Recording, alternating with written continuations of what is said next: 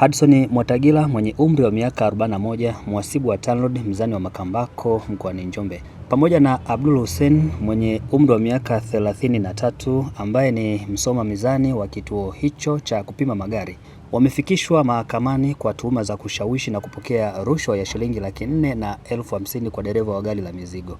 Akisoma shtaka hilo mbele ya hakimu mkazi mfawidhi wilaya ya Njombe, mwendesha mashtaka wa TAKUKURU Saidi Ng'ande amesema washtakiwa wanakabiliwa na kosa hilo kinyume na kifungu cha sheria cha 15 kifungu kidogo cha kwanza,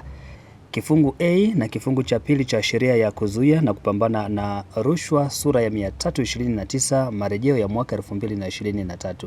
Amesema Januari 23 mwaka huu washtakiwa walinaswa na taasisi ya kuzuia na kupambana na rushwa baada ya kubainika wakiomba rushwa kwa dereva wa gari aina ya Scania lenye namba za usajili T857 ECC na tela namba T953 EFQ lililodaiwa kuzidisha uzito wa mzigo wa mbolea uliokuwa unasafirishwa kutoka Dar es Salaam kwenda Njombe. Baada ya kusikiliza mashtaka hayo, hakimu mfawidhi wa mahakama ya wilaya ya Njombe Matilda Kayombo ameahirisha kesi hiyo hadi Februari 10 mwaka huu itakapotajwa tena, huku dhamana kwa washtakiwa ikiwa wazi kwa masharti ya dhamana ya shilingi milioni 3 kwa kila mmoja pamoja na wadhamini wawili. Nje ya mahakama hiyo, mwanasheria wa taasisi ya kuzuia na kupambana na rushwa mkoa wa Njombe Saidi Ng'ande amezungumza na IOTV na kueleza namna washtakiwa hao walivyoshawishi na kupokea rushwa. Tumefungua shauri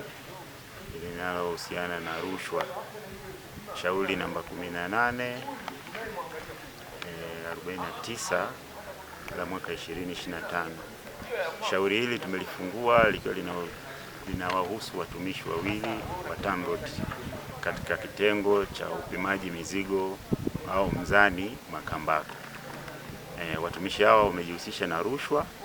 kwa kushawishi shilingi Laki4.5, lakini hatimaye wakaja kupokea fedha shilingi Laki3. Lakini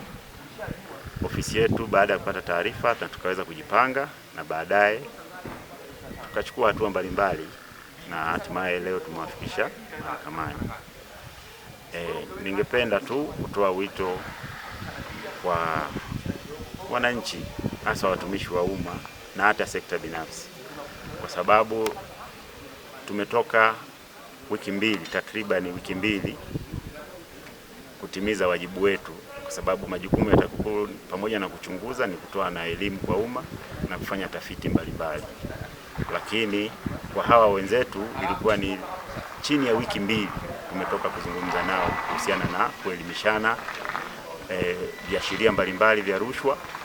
lakini pia ni nini ambacho kinapaswa kufanywa na kutimiza wajibu kwa mtumishi wa umma.